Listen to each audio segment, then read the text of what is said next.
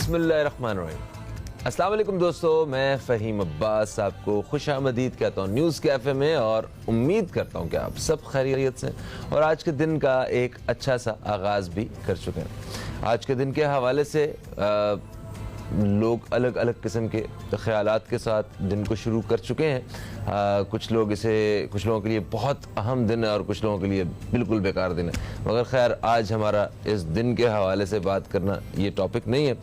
मैं आपको बताता चलूँ कि आज से हमने अपने प्रोग्राम में एक नए सेगमेंट का इजाफ़ा किया है। वो सेगमेंट नहायत ही खूबसूरत है और तिब्बे नबी सल्लल्लाहु अलैहि वसल्लम से मुतल्लिक़ है। इस सेगमेंट के मुताबिक हम रोज़ाना प्रोग्राम के आगाज़ में आपको तिब्बे नबी के हवाले से जो बहुत ही अहम और ख़ूबसूरत बातें हैं वो आपको बताया करेंगे। तो आइए चल के ये सेगमेंट देखते हैं और फिर प्रोग्राम को आगे बढ़ाते हैं।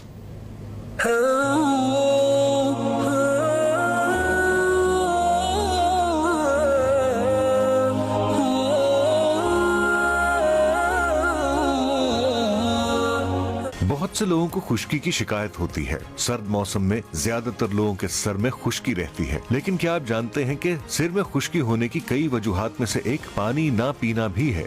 इसलिए सर में खुश्की तेजी से बढ़ने लगती है। दिन में 12 ग्लास पानी हर हाल में पिए। दूसरी चीज, ऐसे शैम्पू का इस्तेमाल जरूरी है जिसमें केमिकल्स कम हो। तिब्बे नबवी में इसका इलाज क्या है? 100 मिलीग्राम हर्बल शैम्पू के अंदर 1 टीस्पून कलौंजी का तेल मिलाना है और फिर इस शैम्पू को इस्तेमाल करना है। इसके अलावा बहुत सा पानी पीना है और मशरूम का पाउडर रोज 1 चम्मच खाने से खुश्की का खात्मा किया जा सकता है।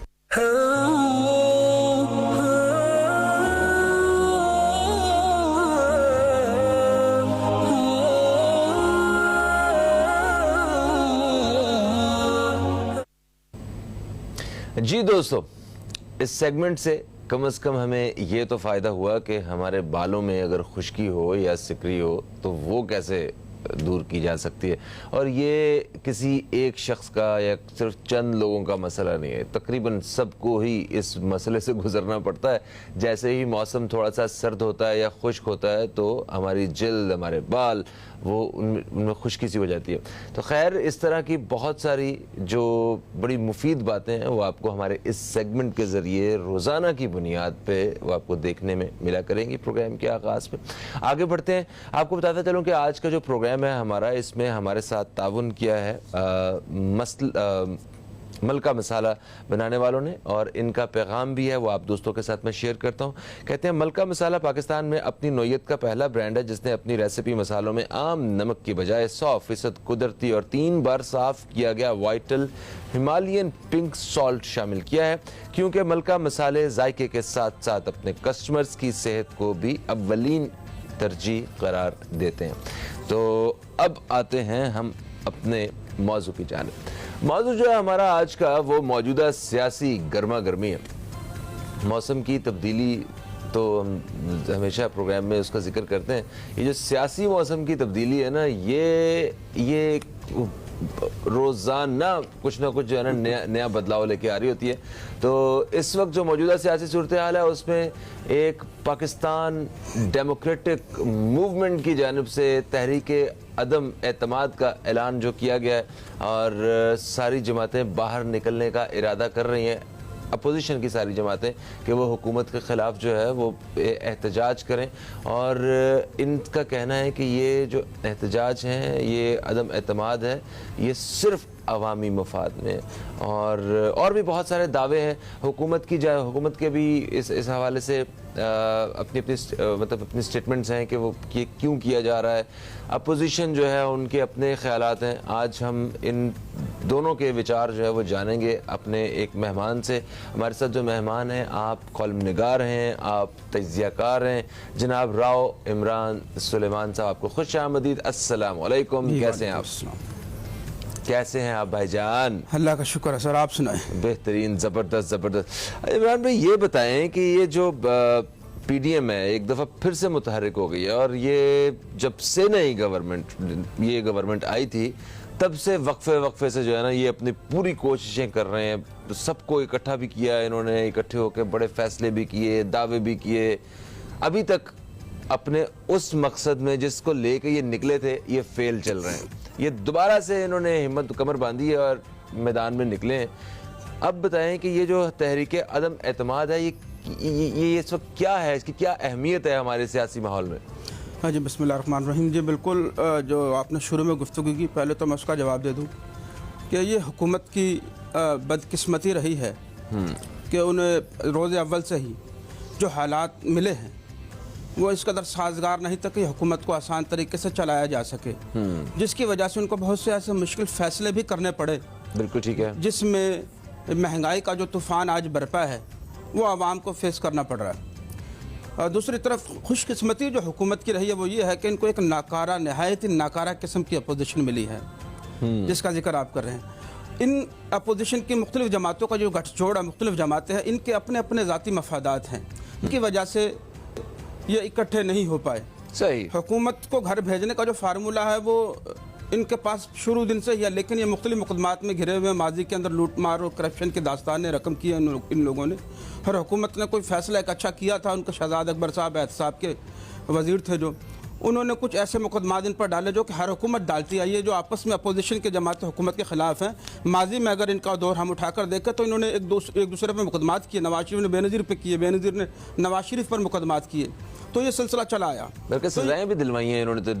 नवाज शरीफ, मुस्लिम लीग नून ने, पीपल्स पार्टी, जरदारी साहब जेल में रह के आए हैं। बिल्कुल उन सजाओं के दरमियान ही मिसाक जमहूरियत जैसे अवामिल भी सामने आते रहे। जी जी जी जी। बहन भाई के रिश्ते कायम होते रहे और बहन भाई एक दूसरे के खिलाफ उनको जेलों में भी उनको भिजवाते रहे। जी, बुरा भला भी कहते रहे। बुरा भला भी कहते रहे। अब सूरत हाल ये है कि यूसुफ रजा गिलानी साहब ने हफीज शेख साहब जो उनके वजीर खजाना थे, उनको बहुत बुरी शिकस्त दी, जो इमरान खान साहब की बहुत सारी उम्मीदें थी जिनके साथ।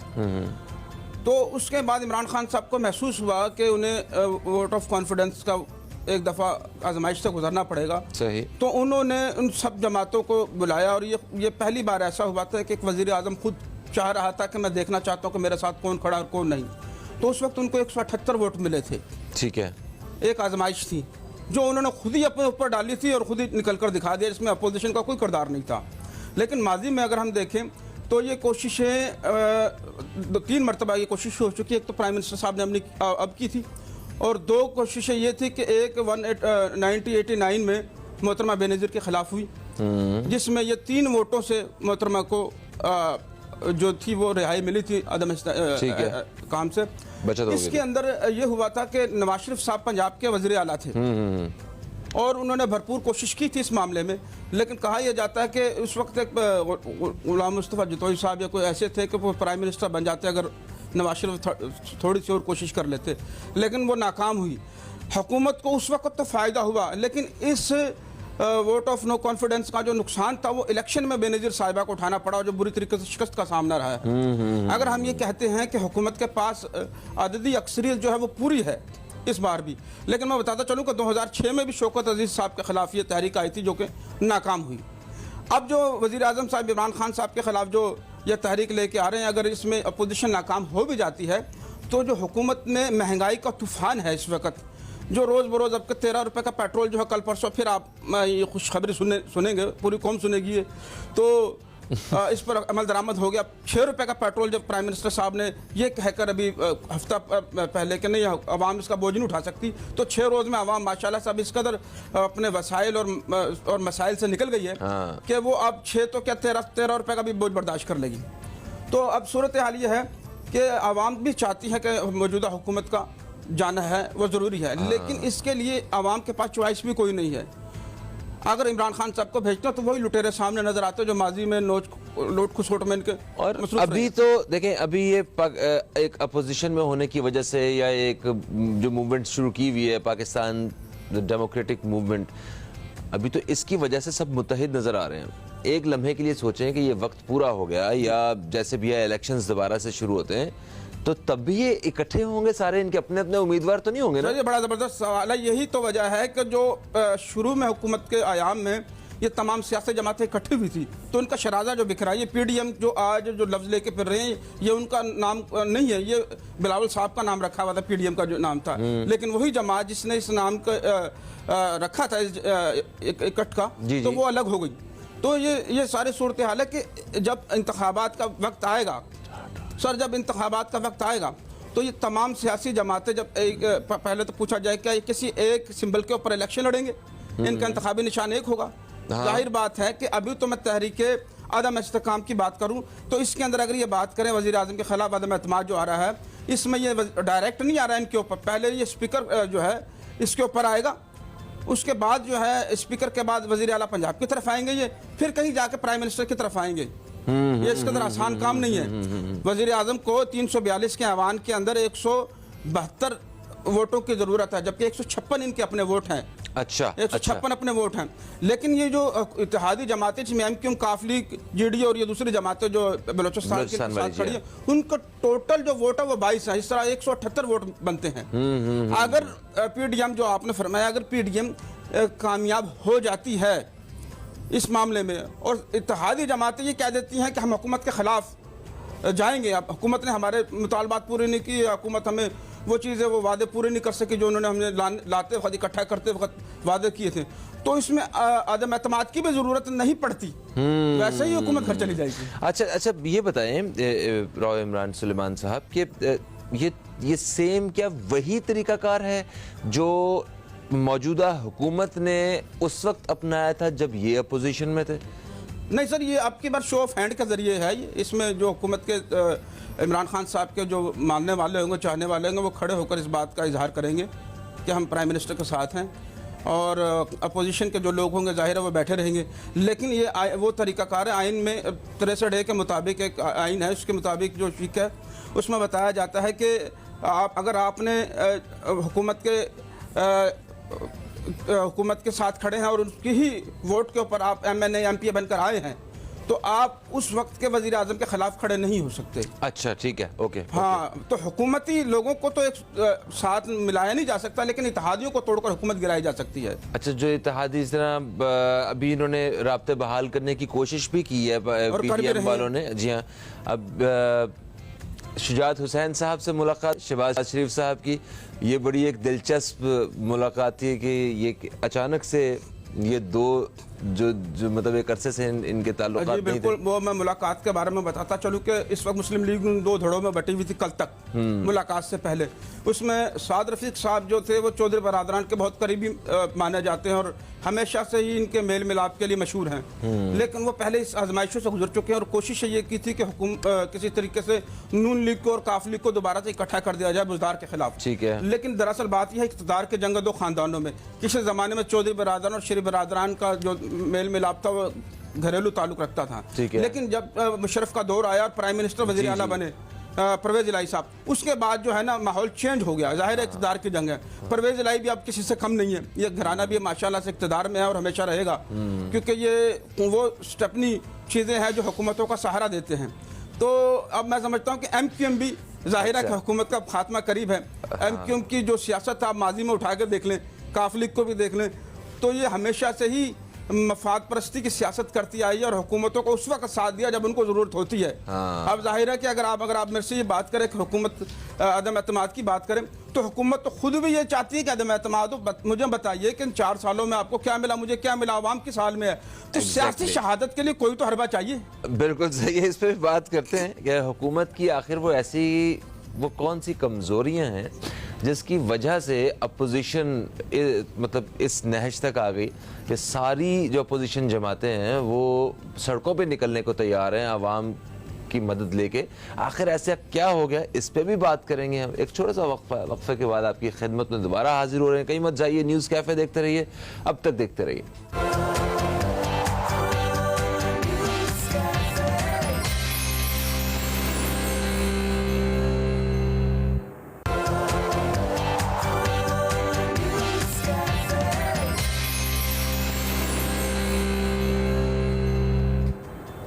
एक वक्फे के बाद आपको फिर से खुश आमदीद। आप देख रहे हैं न्यूज़ कैफ़े, मैं हूं फ़हीम अब्बास और न्यूज़ कैफ़े में आज मेरे मेहमान हैं राव इमरान सुलेमान जो कि तज्ज़ियाकार हैं और कॉलम निगार हैं।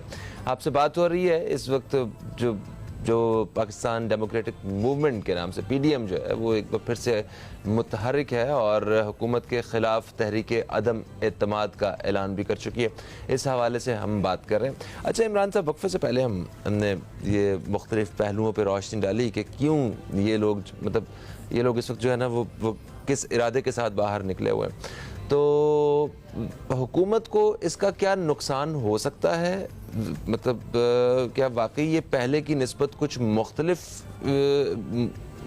इनका एहतजाज होगा और हुकूमत ने ऐसा कहाँ पे इनको मौका दिया है कि ये अपोजिशन पार्टीज सारी इकट्ठी होके और हुकूमत के ख़िलाफ़ बाहर निकलने का इरादा कर रही हैं? बिस्मिल्लाहिर्रहमानिर्रहीम। देखिए जी, हुकूमत तो अपने हर कदम पर ही जो है वो अपोजिशन को मौक़े फ़राहम करती रही है। एक आम आदमी की अगर हालत ज़ार देखें तो हम बड़े बड़े बिजनेस टाइकून की तो बात नहीं करते कि एक आम आदमी जो बेरोज़गार है इस वक्त, हुकूमत ने जो आवाम से वादे किए थे जहाँ तक है वो तवीलुल मियाद तो हो सकते हैं, कई 20-25 साल के बाद जाके एक आम आदमी को रिलीफ मिलना शुरू हो। लेकिन जो पाकिस्तान के जो लोग हैं उनको एक आदत है, वो खुद भी उसी तरीके के रवैये रखते हैं। अगर आप छोटे से जगहों पर चले जाएं, कोई रेडी वाला है वो भी किसी न किसी को साथ हेरा फेरी ज़रूर कर रहा है, ऐसे ही हुक्मरान इनको मिले हैं। तो ये फौरी रिलीफ के ख्वाहिशमंद आवाम है और ये मौजूदा हुकूमत जो है उनकी ख्वाहिश ये रही है कि आवाम एक सब्र के साथ इनके साथ चले और वो देखे, तेल देखे और फिर तेल की धार देकर वो चाहते हैं कि जैसे कि तुर्की का सदर है वो हमेशा के लिए ताहयात ही हुकूमत के का सदर है और आवाम जो है उनके लिए जब भी इलेक्शन आते तो टैंकों को नीचे लेट जाती, तो उसके लिए प्राइम मिनिस्टर साहब को भी कुछ करना चाहिए, ऐसा आवाम के दिल जीतने चाहिए, कोई तो ऐसा वादा करना चाहिए पूरा जिससे आवाम ये सोचे कि ये वज़ीर आज़म जो है ये आइंदा भी हम इसको लेकर आएंगे। अगर जिस तरीके से मौजूदा हुकूमत के बारे में कहा जाता है कि ये आए नहीं बल्कि लाए गए हैं, अगर ऐसा ही सिलसिला है तो चॉइस तो मुझे अभी तक नज़र नहीं आ रही और उम्मीद है कि आइंदा भी फिर PTI की हुकूमत आ जाए। अच्छा, ये जो आए नहीं लाए गए हैं ये भी अपोजिशन की ही ज़बान है, ठीक है? ये जो अल्फाज हैं ये अपोजिशन के अल्फाज हैं। बिल्कुल अपोजिशन के और भी बहुत सारे जुमले हैं ऐसे और हुकूमत की जानिब से भी अपोजिशन के ऐसे ही कोई बयानात आते हैं। हम इनके ऊपर जो है ना पूरा रिलाई नहीं करते हैं। ये बताएं कि अगर हुकूमत ने वादे पूरे नहीं किए जो इन्होंने वादे किए थे तो इसमें हुकूमत को माफ़ी मांगनी चाहिए? जो इस वक्त हुकूमत में हैं इन लोगों को माफ़ी मांगनी चाहिए कि हमने आप लोगों के साथ झूठ बोला है या हमने कोशिश की हमसे नहीं हो सका? इन्हें कुछ ना कुछ इस बारे में क्लियर बात कहनी चाहिए या इन्होंने कही है अभी तक? जी बिल्कुल ऐसा है, ये इकरार है, ये इजहार करना चाहिए प्राइम मिनिस्टर को कि जो वादे किए तो वादा तो ये था कि 100 दिन के अंदर अगर मैं मुल्क को करप्शन से पाक ना कर सका और आवाम में खुशहाली की लहर ना ला सका तो मैं हुकूमत को छोड़ दूंगा। और वो ये भी कहा करते थे, ख्वाजा साद रफ़ीक का दौर हमें बड़े अच्छी तरीके से याद है, नून लीग के दौर में एक छोटा सा रेलवे का हादसा हो गया था तो जिसकी वजह से उन्होंने कहा था कि अगर कोई और मुल्क होता, बाशऊर मुल्क होता तो वो इसका फौरी इस्तीफ़ा ले लेते थे। आपने देखा साथ वो जो शेख रशीद साहब है, आजम सवाती साहब के कैसे हालात हो, तो इनके बहुत सारे वजीर ऐसे हैं जिनकी करप्शन के दास्तानें सामने आई हैं लेकिन अभी तक वह हुकूमत के साथ खड़े हैं। और जहाँ तक माफ़ी की बात है सर, ये माफ़ी तो किसी हुकूमत ने भी आज तक इक़्तिदार में मौजूद जमात हो या अपोजिशन में बैठी हो किसी ने आवाम से नहीं मांगी, बल्कि ये कहा गया कि हमें तो काम ही नहीं करने दिया गया, हमारे तो रुकावटें डाली गई।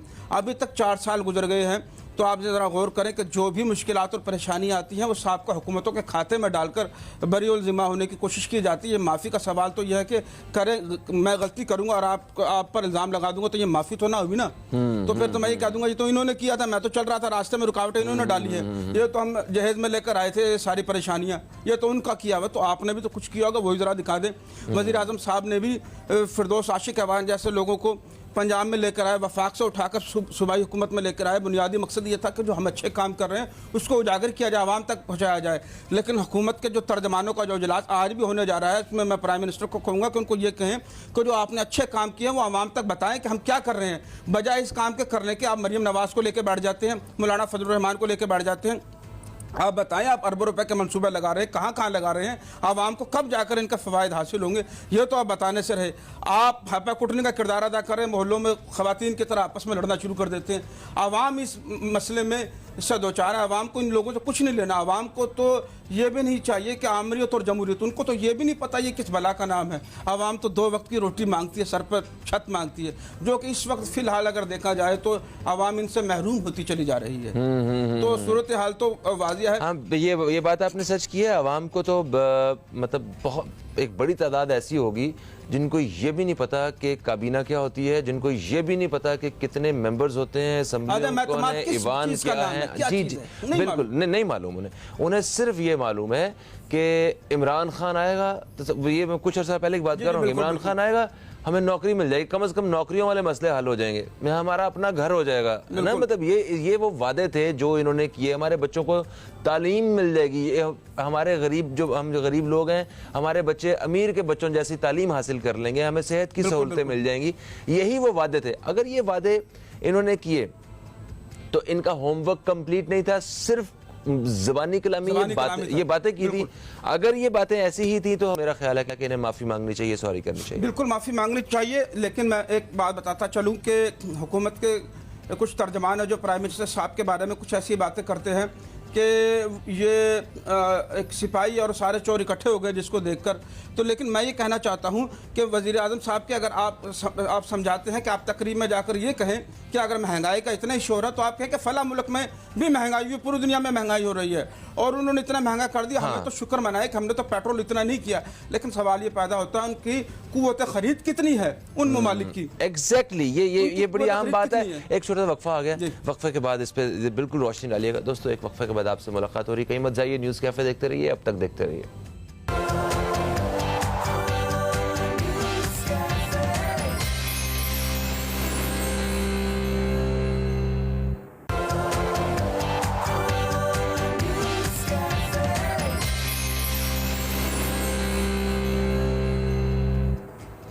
Welcome back.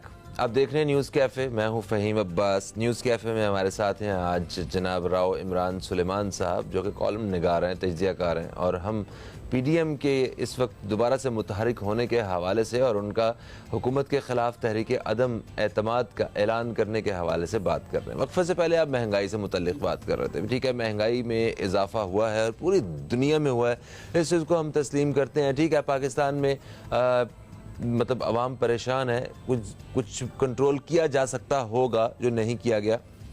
आगे बढ़ते हैं महंगाई के अलावा। सर ये बताइए कि ये जो इस वक्त अपोजिशन की जमातें सारी जो हैं, वो सियासी जमातें इकट्ठी हो के और एक बाकायदा एक मूवमेंट का ऐलान कर चुकी हैं, और इनके मुतालबात क्या हैं, ये चाह क्या रहे हैं, ज़रा इसके बारे में थोड़ा सा बताएं हमें।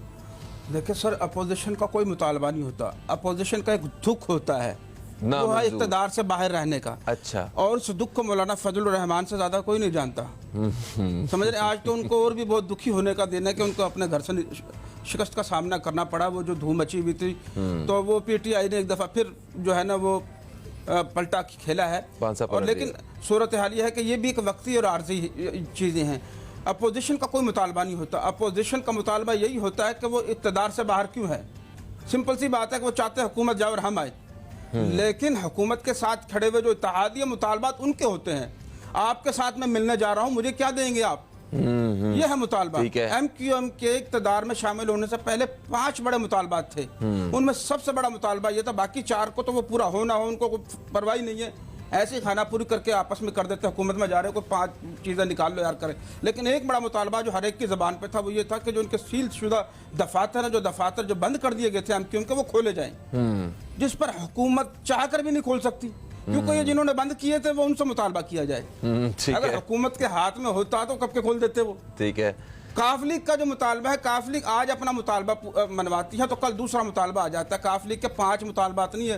काफ लीग के कामल लियाक़त साहब की एक टीम ऐसी है जो रोज़ाना एक मुतालबा पैदा करती है, और वो यही है। सबसे बड़ा मुतालबा तो ये है कि काफ लीग का अगर देखा जाए तो वो इस वक्त जिस वजह से रात को तबीयत ख़राब थी जरदारी साहब की, तो एक गुलदस्ता शुजात साहब की तरफ से गया था। वो उस वजह से गया था कि मोहन सलाई साहब को उन 10 वज़रा में क्यों नहीं रखा आपने, जो सर्टिफिकेट बांटे गए थे।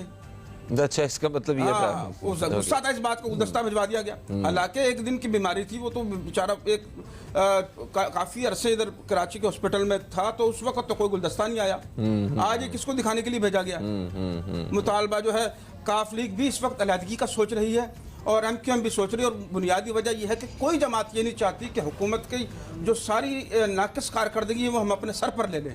अच्छा, ये तो हमने जब से होश संभाली है तब से मैं देखता आया हूँ, आप भी देखते आए हैं कि जब हुकूमत अपनी मुद्दत पूरी करने के करीब होती है तो ये सारी सियासी जमातों को जो साथ मिली होती हैं, इत्तेहादी जमातें हों या अपोजिशन की हों, उन सब के अंदर जो है ना एक अजीब सी कैफियत जो है वो पैदा हो चुकी होती है। अब वो या तो अलग हो रहे होते हैं, अगली पार्टी के साथ जो है ताल्लुकात बढ़ा रहे होते हैं, जो उनको लग रहा होता है कि इस हुकूमत के फ़ौरन बाद ये इक़्तिदार में आने वाले हैं, तो वो उनकी पॉलिसी को अपनाना शुरू कर देते हैं, कुछ उनसे मुलाकातें या न्यूट्रल हो जाते हैं ताकि हमें किसी भी वक्त जो है वो किसी साइड पर भी पलटा मारना पड़े तो कोई टेंशन ना हो।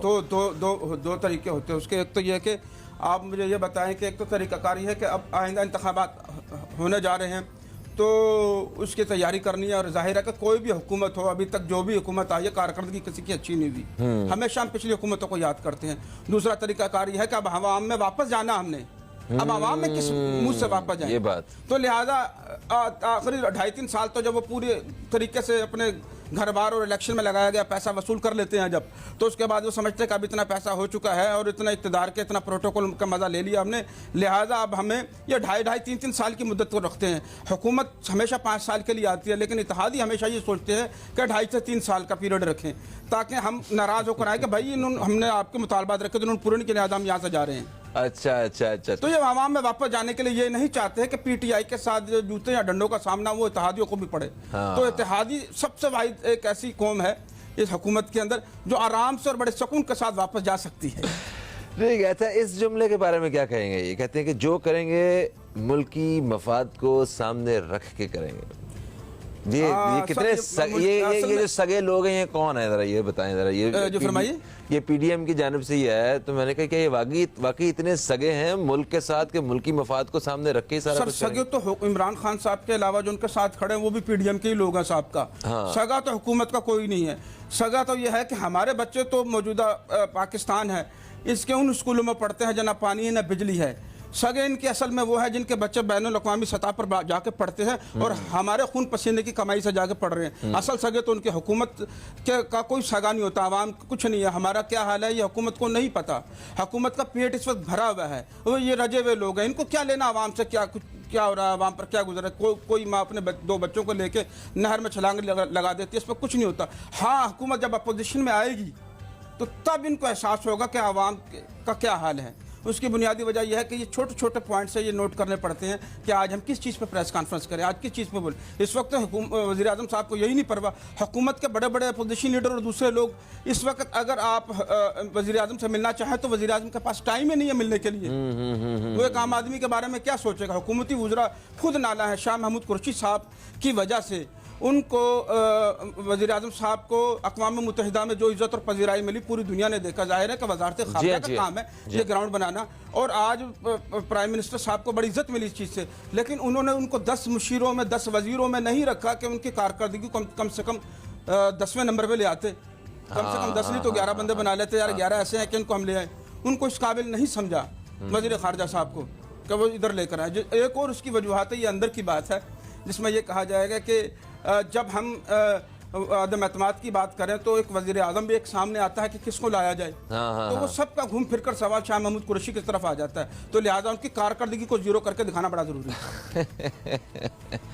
चलें, अल्लाह करे कि ये जो भी हो हमारे मुल्की मफाद में ही हो और अवाम के हक़ में हमारे हुक्मरान जो इक़्तिदार पर रहने वाली जमातें फ़ैसले करें, क्योंकि हमें मुखलसीन की बड़ी ज़रूरत है। इस मुल्क को बहुत ज़रूरत है, और हुकूमत से जो गलतियाँ हुई हैं, जो ऐसी बातें, ऐसे वादे जो पूरे नहीं कर सके, उनको भी पूरा करना चाहिए, कोशिश करनी चाहिए। अगर कर सकते हैं, नहीं कर सकते तो बड़े दिल के साथ सामने आके आप इस चीज़ को तस्लीम करें कि हमारा होमवर्क नहीं था, हम माफ़ी चाहते हैं, हमने गलत बातें कर दी थी, क्योंकि लोगों ने आपको दूसरी जमातों से मुख्तलिफ जान के मुंतखब किया था।